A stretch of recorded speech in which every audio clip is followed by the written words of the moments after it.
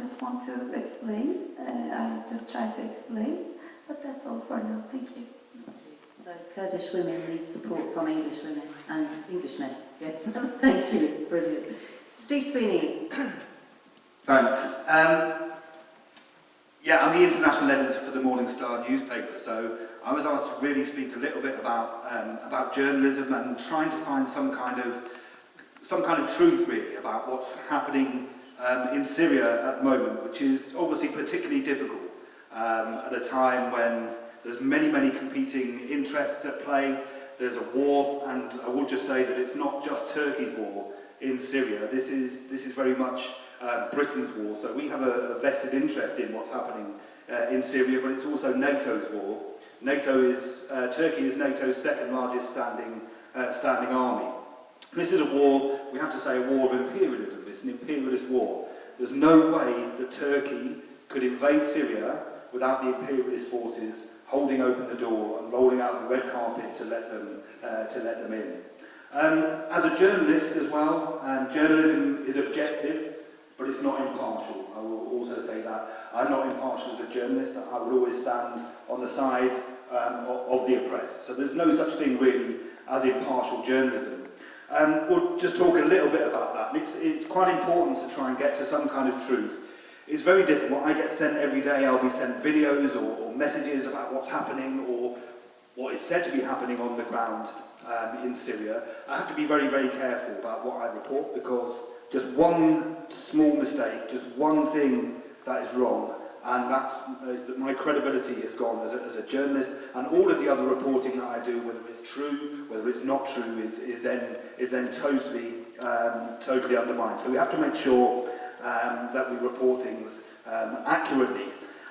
In the press, and particularly the Western liberal press, the Kurds are either underrepresented, and there's many the atrocities that have been committed and the crimes that have been committed against Kurdish people in Syria, in Turkey, in Iran, in Iraq, but also the attacks not just on Kurdish people but on democracy in general by the Turkish state are either underreported or misrepresented, and you can say that's, well, is it because they don't know? Is it just a lack of knowledge and a lack of understanding? Partly you could say, yes it is. Sometimes there is a lack of understanding. It's a fairly complex issue to get to grips with. But also I think it's political as well, and there are political agendas. Now, in terms of the media, you look at the mainstream media now, what is acceptable to say in the mainstream media has become so narrow that there's really a cigarette paper between the newspapers and between the national media, and we can look at some kind of concrete examples, because they'll switch, and you can look at the way how, for example, they describe people. So the Free Syrian Army, for example. Okay, so the Free Syrian Army, as we would know, or as I would report them, will be very different from the mainstream media. The mainstream media will describe, and particularly at the moment, will describe the Free Syrian Army as rebels.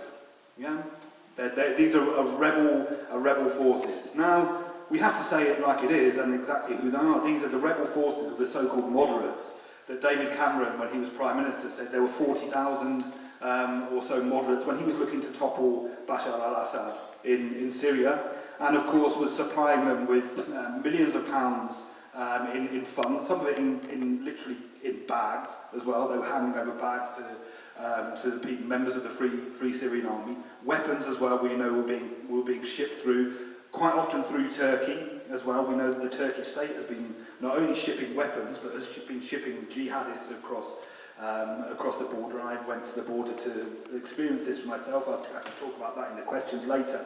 So these are they're described as rebels.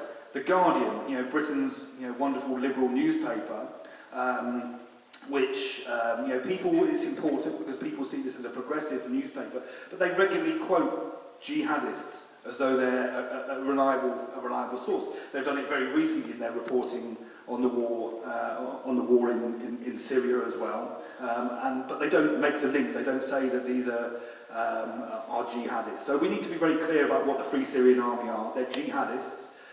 These are people that are former Al-Qaeda, operatives, former senior ISIS members, not just foot soldiers, but they're senior commanders within ISIS, have been in the country for a very long time. Actually, we should remember that Syria was first invaded. Well, it's been invaded many times, but Operation Olive Branch, Turkey's invasion of Syria, started in January last year. It's acted as an occupying force and flooded the area with jihadists, caused 300,000, 400,000 people to be, they say displaced from the area, but we'll call it ethnically cleansed, because that's what's actually happening. This is an ethnic cleansing operation that is being facilitated by Western countries as well. So that's what's happening there. So just to touch on something that happened during Operation Olive Branch. Now, during that period, I'll talk about 2 chemical weapons attacks. One happened in a place called Douma in Syria in May, and this was according to Britain, France, and the US. The Douma attack was without any investigations. The day it happened, they said, well, this was Assad. This was President Assad. He's used chemical weapons against his own people. What should we do? Well, we should wait for an investigation, would be the normal response, and we'll find out exactly what happened. We'll listen to sources on the ground. We'll wait for the outcome of those investigations. They didn't, actually. They bypassed any kind of convention. They bypassed the United Nations, etc., and they launched a devastating missile attack. And this is important because this was an incredibly dangerous move, and it could have caused a major conflagration in the area, much worse than is happening now. It could have drawn all sorts of forces together, and could have kicked off a major world war in that area. So it's very, very important. And since then, we have seen now later that the case for that is falling apart.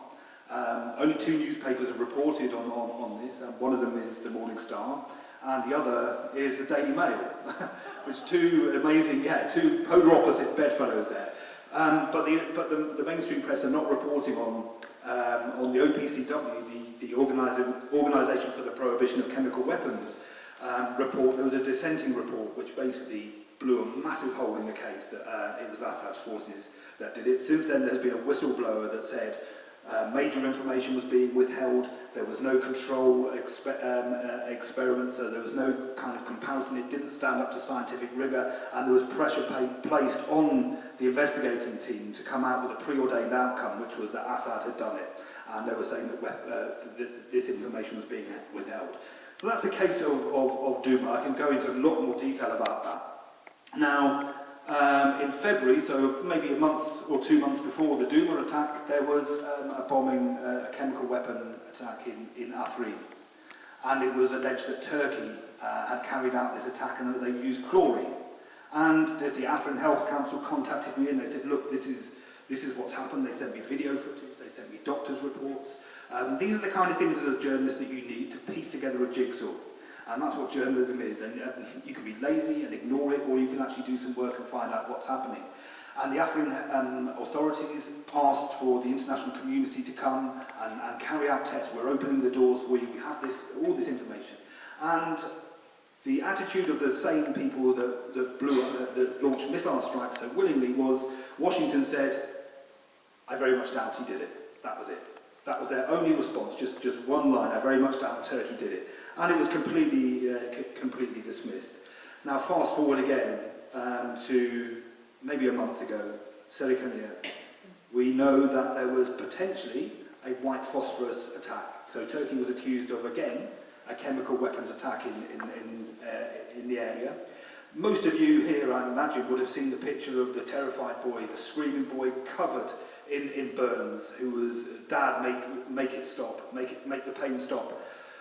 Horrific scenes. Now that wasn't fake. It happened. That boy has been transferred via airbill to France, where he's being treated.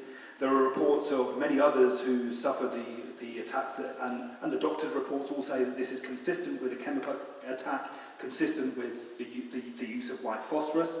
And they have samples they've collected, etc. So the OPCW went into that part of northern Syria to conduct conduct experiments or whatever they do, conduct their tests. Now this, I think, happened on the 18th of, what month are we in now? So the 18th of maybe October.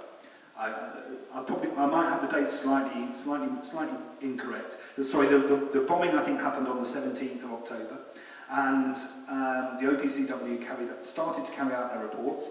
On the 18th of October, Turkey, the Turkish state, made a €30,000 donation to the OPCW.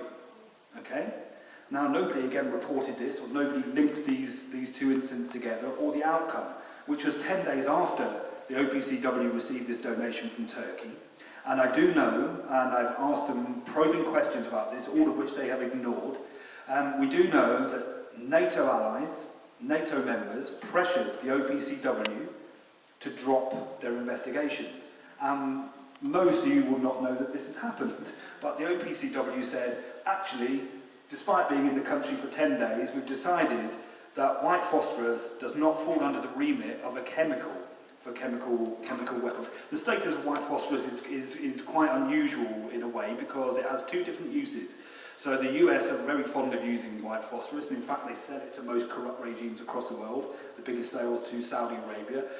The US have actually used white phosphorus in Syria, and most famously in Fallujah, in Iraq. They use white phosphorus there, the effects of which are still being felt today.